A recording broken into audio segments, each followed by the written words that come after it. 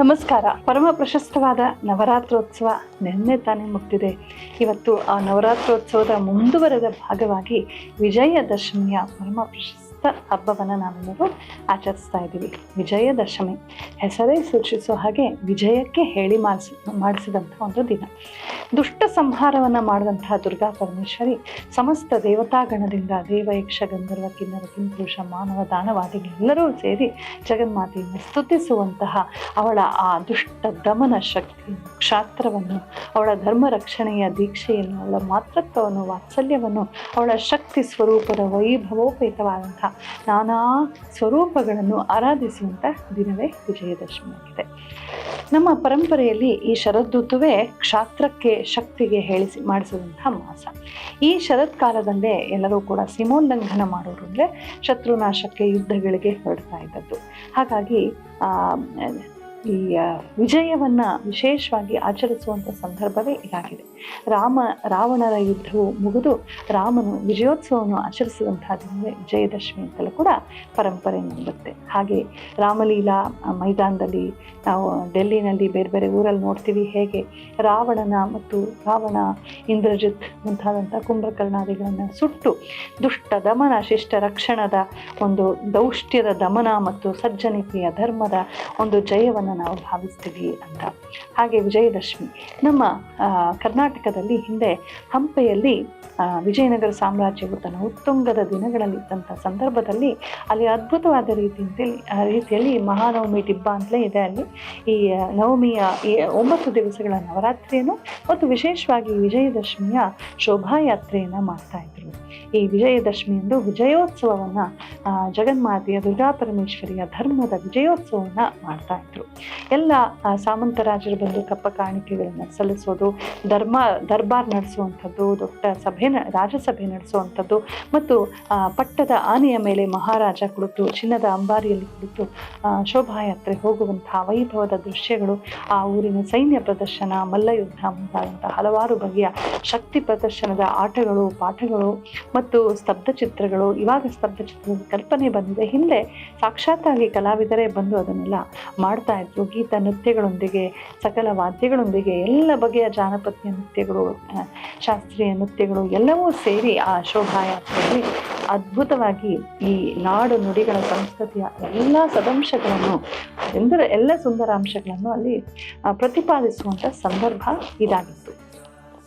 ಈ ದುಷ್ಟ ಬಹಮನಿಯರಿಂದಾಗಿ ಮೋಸದ ಕಪಟಿಗಳನ್ನು ನಂಬಿ ಅವರನ್ನೆಲ್ಲ ತನ್ನ ಸೈನ್ಯದಲ್ಲಿ ಸೇರಿಸ್ಕೊಂಡಂತಹ ಅಳಿಯ ರಾಜನ ಒಂದು ತಪ್ಪು ನಿರ್ಣಯದಿಂದಾಗಿ ವಿಜಯನಗರ ಸಾಮ್ರಾಜ್ಯಕ್ಕೆ ಮೋಸದಿಂದಾಗಿ ಅನ್ಯಾಯವಾಯಿತು, ನಾಶವಾಯಿತು. ಆದರೆ ಅವರ ಸಾಮಂತರಾದಂಥ ಒಡೆಯರು ಎಲ್ಲ ರಾಜನರು ಕೂಡ ಇದನ್ನು ಬೇರೆ ಬೇರೆ ರೀತಿಯಲ್ಲಿ ಮುಂದುವರಿಸ್ಕೊಂಡು ಬಂದರು. ವಿಶೇಷವಾಗಿ ನಮ್ಮ ಮೈಸೂರಿನ ಒಡೆಯರು ಈ ದಸರೆಗೆ, ಮೈಸೂರು ದಸರಾಗೆ ಕೊಟ್ಟಿರುವ ಯೋಗದಾನ ಅನಿತರ ಸಾಧಾರಣವಾದದ್ದು. ಇದು ಪ್ರಾರಂಭವಾಗಿ ಇದರಲ್ಲಿ ವಿಜಯನಗರ ಕಾಲದ ವೈಭವ ಮರುಕಳಿಸುವಂತೆ ಮಾಡಿದ್ದಾರೆ. ಅದೇ ಚಿನ್ನದ ಅಂಬಾರಿಯ ಮೇಲೆ ಸಾಕ್ಷಾತ್ ನಮ್ಮ ಮೈಸೂರು ಮಹಾರಾಜರು ಕುಳಿತು ಬರ್ತಾ ಇದ್ರು. ನಮ್ಮ ಮನಸ್ಸಿಗೆ ಅವರೇ ಪ್ರತ್ಯಕ್ಷ ದೇವತಾ ಎಂಬಂತೆ ಆ ಮೈಸೂರು ದೊರೆಗಳು ಈ ನಮ್ಮ ನಾಡಿಗಾಗಿ ಮಾಡಿರುವಂತಹ ಯೋಗದಾನ ಅಷ್ಟಿಷ್ಟಲ್ಲ. ಈ ನಾಡಿನ ಆರ್ಥಿಕ ಒಂದು ಉನ್ನತಿಗಾಗಿ, ಶೈಕ್ಷಣಿಕ ಉನ್ನತಿಗಾಗಿ, ಇಲ್ಲಿನ ಸಾಂಸ್ಕೃತಿಕ ಉನ್ನತಿಗಾಗಿ, ಜನರ ಸುಭಿಕ್ಷೆಗಾಗಿ ನಾಡನ್ನು ಕಟ್ಟಿರೋ ರೀತಿ, ರಸ್ತೆಗಳನ್ನು ಕಟ್ಟಿರೋ ರೀತಿ ಇರ್ಬೋದು, ಕಣ್ಣಂಬಾಡಿ ಕಟ್ಟೆ ಇರ್ಬೋದು, ಬೆಂಗಳೂರಿನಲ್ಲಿ ನಾವು ಓಡಾಡ್ತಾ ಇದ್ರೆ ನಿಮ್ಹಾನ್ಸಿನ ಜಾಗ ಇರ್ಬೋದು, ಸಿ ವಿ ರಾಮನ್ ಇನ್ಸ್ಟಿಟ್ಯೂಟ್ ಜಾಗ ಇರ್ಬೋದು, IASC ಇರ್ಬೋದು, ಅಥವಾ ಯಾವುದೇ ಸರ್ಕಾರಿ ಕಚೇರಿಗಳಿರ್ಬೋದು, ಇದೆಲ್ಲವನ್ನು ಕೂಡ ನಾವು ಎಲ್ಲಿ ಕಾಲಿಟ್ಟರೆ ಅಲ್ಲಿ ನೋಡಿದ್ರೆ ಅದೆಲ್ಲ ಕೂಡ ಈ ರಾಜಮನೆತನದವರು ಉದಾರವಾಗಿ ಜನೋಪಯೋಗಕ್ಕಾಗಿ ಬಿಟ್ಟು ಕೊಟ್ಟಂಥ ದಾನ ಮಾಡಿದಂಥ ಜಾಗ. ಮಹಾರಾಣಿ ಕೆಂಪರಂಜಮಣಿ ದೇವಿ ಇರ್ಬೋದು, ರಾಜರ್ಷಿಗಳಾದಂಥ ನಾಲ್ವಡಿ ಕೃಷ್ಣಾಜ ಒಡೆಯರ್ ಇರ್ಬೋದು, ಆಮೇಲೆ ಬಂದಂಥ ಜಯಚಾಮರಾಜೇಂದ್ರ ಒಡೆಯರ್ ಮಹಾರಾಜ ಇರ್ಬೋದು, ಆಮೇಲೆ ಅವರ ವಂಶದ ಮುಂದೆ ಬಂದವರು, ಹಿಂದೆ ಇದ್ದವರು ಎಲ್ಲರೂ ಕೂಡ ಈ ನಾಡಿಗೆ ತುಂಬ ತುಂಬ ತುಂಬ ಮಾಡಿದ್ದಾರೆ. ಹಾಗಾಗಿ ಮೈಸೂರು ದೊರೆಗಳು ಅಂದರೆ ನಮಗೆ ಸಿಕ್ಕಾಪಟ್ಟೆ ಅಭಿಮಾನ. ಆ ಮೈಸೂರು ದೊರೆಗಳ ಆಶ್ರಯದಲ್ಲಿ ಅಷ್ಟೇ ವೈಭವದಿಂದ ಈ ದಸರಾ ನಡೀತಾ ಬಂದಿದೆ. ಇದೀಗ ಸ್ವಾತಂತ್ರ್ಯೋತ್ತರದಲ್ಲಿ ಸರ್ಕಾರ ಅದು ಕೇವಲ ಸಾಂಸ್ಕೃತಿಕ ಕಲಾಪಗಳನ್ನು ವಹಿಸಿಕೊಂಡಿದೆ. ಧರ್ಮದಲ್ಲಿ ಹೆಚ್ಚು ಹಸ್ತಕ್ಷೇಪ ಮಾಡದೇ ಇದ್ದರೆ ಒಳ್ಳೆಯದು. ಸರ್ಕಾರ ತಮ್ಮ ತಮ್ಮ ಒಂದು ತುಷ್ಟೀಕರಣಕ್ಕಾಗಿ ದುಷ್ಟಬುದ್ಧಿಯನ್ನು ಬಳಸ್ಕೊಂಡು ಹಸ್ತಕ್ಷೇಪ ಮಾಡುವಂಥದ್ದು ತುಂಬ ತಪ್ಪಾಗುತ್ತೆ. ಆದರೆ ಧಾರ್ಮಿಕ ಸಾಂಸ್ಕೃತಿಕ ಆಚರಣೆಗಳಿಂದ ಅದನ್ನು ಆ ಒಂದು ರಾಜಮನೆತನದವರು ಚೆನ್ನಾಗಿ ಅಚ್ಚುಕಟ್ಟಾಗಿ ನಡೆಸ್ಕೊಂಡು ಬರ್ತಾ ಇದ್ದಾರೆ. ಜನರಿಗೆ ಸಂತೋಷವಾಗುವಂಥ ಮನೋರಂಜನೆ ಆದಂಥ ಸಾಮಾಜಿಕ ಮತ್ತು ಕಲಾತ್ಮಕ ಕಲಾಪಗಳನ್ನು ಸರ್ಕಾರ ಮಾಡಬೇಕು. ಒಳ್ಳೆಯ ಕವಿಗೋಷ್ಠಿ, ಸಾಹಿತ್ಯಗೋಷ್ಠಿ, ಕ್ರೀಡೆಗಳು, ಪ್ರದರ್ಶನಿಗಳು, ಗೀತ ನೃತ್ಯಾದಿಗಳು ಎಲ್ಲ ಮಾಡಬೇಕು. ಒಳ್ಳೆಯ ಸಜ್ಜನರನ್ನ ಕರೆದು ಇದನ್ನು ನಡೆಸಬೇಕು. ಅಲ್ಲೂ ಕೂಡ ರಾಜಕೀಯ ತಂದು ಅವ್ರಿಗೆ ಬೇಕಾದಂಥವನ್ನ ಕರೆದು ಜನಮಾನಸಕ್ಕೆ ನೋವಾಗುವಂಥ ಕೆಲಸವನ್ನು ಮಾಡಬಾರ್ದು. ಅದು ಜಗನ್ಮಾತೆಯ ಶಾಪಕ್ಕೆ ಕಾರಣವಾಗತ್ತೆ ಹೊರತು ಅನುಗ್ರಹಕ್ಕಲ್ಲ. ಇಲ್ಲಿ ಒಟ್ಟಿನಲ್ಲಿ ಯಾರು ದುಷ್ಟರು ಯಾರೇನೇ ಮಾಡಲಿ, ಆದರೆ ವಿಜಯದಶಮಿಯ ತನ್ನದೇ ಆದಂಥ ವೈಭವ ಯಾವತ್ತೂ ಅಳಿಯೋದಿಲ್ಲ. ತನಗೆ ತನ್ನದೇ ಆದಂಥ ವೈಶಿಷ್ಟ್ಯ ಉಂಟು. ಮನುಷ್ಯರು ಹೇಗಾದರೂ ಇರಲಿ, ಆದರೆ ಜಗನ್ಮಾತೆ ಅಂತೂ ಅದ್ಭುತ.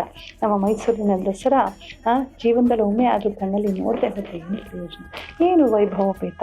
ಆ ಪಟ್ಟದ ಆನೆ ಮೇಲೆ ಚಾಮುಂಡೇಶ್ವರಿ ಆ ಚಿನ್ನದ ಅಂಬಾರಿಯ ಮೇಲೆ ಕುಳಿತು ಬರ್ತಾ ಇದ್ದರೆ ಆ ದೃಶ್ಯ ನೋಡೋಕ್ಕೆ ಎಷ್ಟು ಚೆನ್ನ.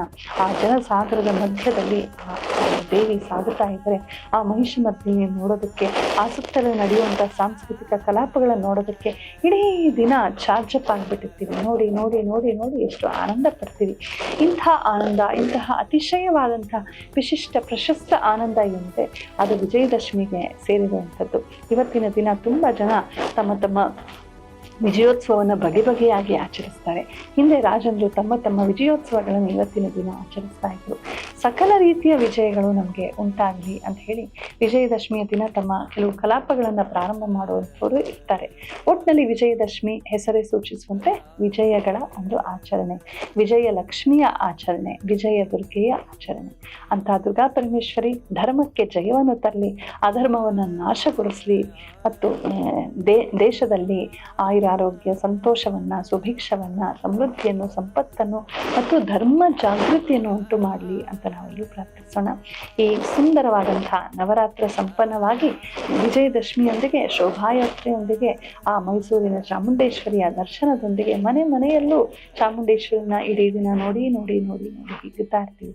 ಅಂತಹ ಪ್ರಶಸ್ತವಾದ ರೀತಿಯಲ್ಲಿ, ಮಂಗಳಕರವಾದ ರೀತಿಯಲ್ಲಿ ಈ ನವರಾತ್ರವು ವಿಜಯದಶಮಿಯ ಜೊತೆಗೆ ಸಂಪನ್ನವಾಗುತ್ತೆ. ಇಂತಹ ವಿಜಯದಶಮಿ ಮತ್ತು ನವರಾತ್ರಗಳು ನಮ್ಮಲ್ಲೆಲ್ಲ ಶುಭವನ್ನುಂಟು ಮಾಡಲಿ, ದುಷ್ಟ ಶಿಕ್ಷಣ ಶಿಷ್ಟ ರಕ್ಷಣೆ ಉಂಟಾಗಲಿ, ನಾವು ಜಾಗೃತರಾಗಲಿ, ಅಧರ್ಮವನ್ನು ವಿರೋಧಿಸಿ ಧರ್ಮವನ್ನು ಉಳಿಸುವಂಥ ಪ್ರಯತ್ನದಲ್ಲಿ ನಾವು ಕೂಡ ನಿಸ್ವಾರ್ಥಿಗಳಾಗಿ, ತ್ಯಾಗಶೀಲರಾಗಿ, ಧೈರ್ಯದಿಂದ ತೊಡಗೋಣ. ಜಗನ್ಮಾತೆ ನಮಗೆ ಆ ಶಕ್ತಿಯನ್ನು ಕೊಡಲಿ ಅಂತ ಪ್ರಾರ್ಥಿಸೋಣ. ಮತ್ತೊಮ್ಮೆ ಎಲ್ಲರಿಗೂ ಕೂಡ ವಿಜಯದಶಮಿ ಹಬ್ಬದ ಹಾರ್ದಿಕ ಶುಭಾಶಯಗಳು. ನಮಸ್ಕಾರ.